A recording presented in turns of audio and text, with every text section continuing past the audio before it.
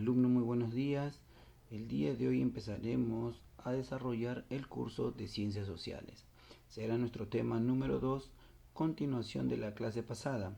La clase pasada vimos nosotros las nociones básicas de la historia.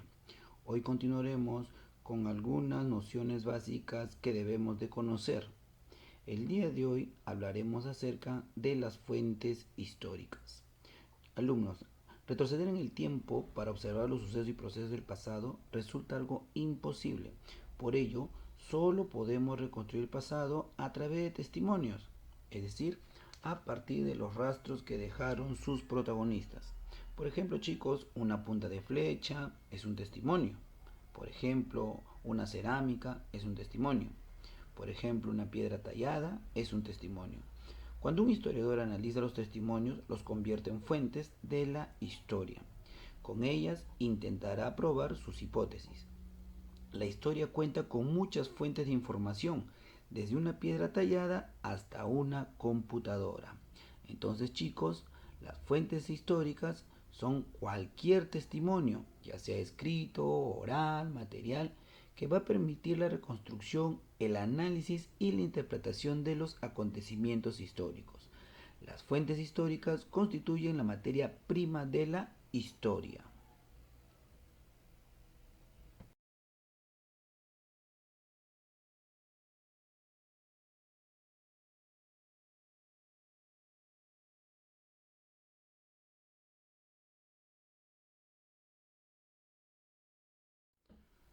Sabiendo ya, alumnos, qué son las fuentes de la historia, vamos a ver a continuación las clases de fuentes históricas. La primera, las fuentes escritas. Son la fuente principal para el trabajo del historiador. Las inscripciones, ahí tenemos las cartas, los libros, los diarios, los contratos, los testamentos, ordenanzas, decretos, etc. Se cuentan entre este tipo de fuentes.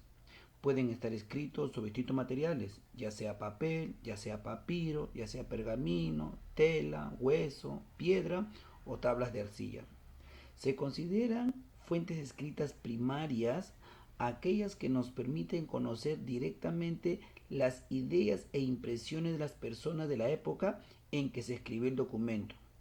A diferencia, chicos, de las fuentes escritas secundarias. Estas fuentes escritas secundarias son consideradas a los informes de investigaciones de otros historiadores, pues a través de ellos recibimos una interpretación del hecho histórico. Luego tenemos las fuentes orales. Estas fuentes orales, alumnos, son los relatos, los poemas, las leyendas, las canciones, tradiciones, frases que los padres transmiten a sus hijos de generación en generación por medio del lenguaje y que forman parte de la tradición popular. Las costumbres, recuerden que también son fuentes orales muy importantes. Una danza, una celebración, una fiesta popular, nos permite a nosotros, chicos, poder acercarnos a la cultura y a la historia de nuestro pueblo, de nuestro país. A continuación veremos las fuentes materiales o monumentales. Cuando hablamos de fuentes materiales o monumentales, cuando mencionamos a los objetos realizados por el hombre, ya sea por ejemplo los restos de las construcciones, los monumentos, los instrumentos, los muebles, monedas, los mapas, los cuadros, obras escultóricas, armas, utensilios. Recuerden que en este grupo consideramos también a los fósiles de los animales, plantas y hombres. Y por último veremos las llamadas fuentes audiovisuales. Estas son las famosas fuentes actuales, fuentes que aplican la tecnología. Y ahí tenemos, por ejemplo, los documentos fotográficos, las películas, los discos, grabaciones de radio y de televisión, etcétera. Estas fuentes nos van a permitir conocer aspectos más relevantes de la historia reciente.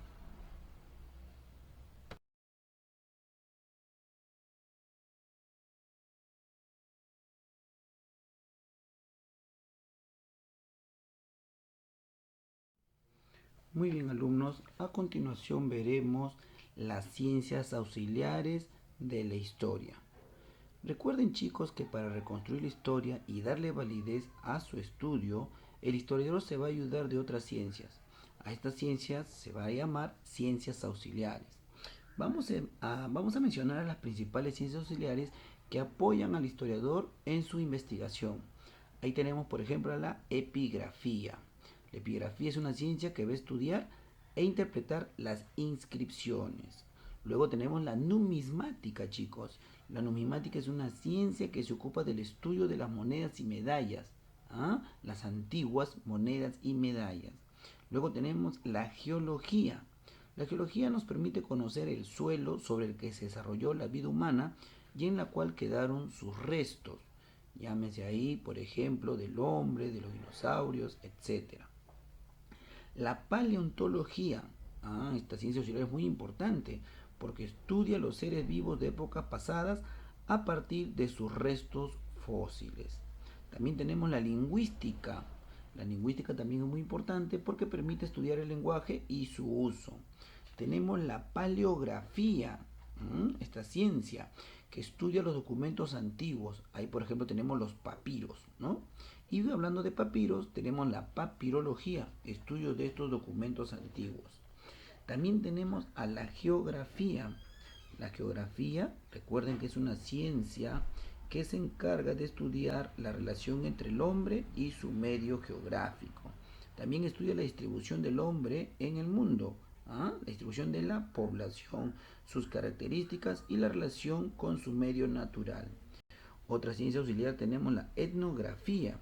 Clasifica y describe a las razas humanas basándose en sus rasgos físicos. Y también tenemos a la arqueología. La arqueología, chicos, nos permite la reconstrucción del pasado prehistórico a partir de los restos materiales de las diversas culturas. Entonces, chicos, recuerden que estas ciencias auxiliares son muy importantes porque ayudan al historiador a reconstruir la historia y darle validez a su estudio.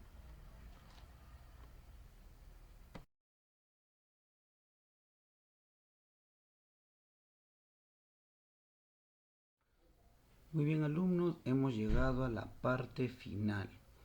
¿Ok? El día de hoy hemos aprendido un poco de lo que son las fuentes de la historia y las principales ciencias auxiliares de la historia. Les estoy dejando una actividad donde ustedes deberán contestar las siguientes preguntas. ¿Qué son las fuentes de la historia? Mencione dos fuentes materiales, audiovisuales, orales y escritas. Y número 3, ¿por qué son importantes las ciencias auxiliares? Y número 4, ilustrar el tema. Muy bien alumnos, será hasta la próxima clase.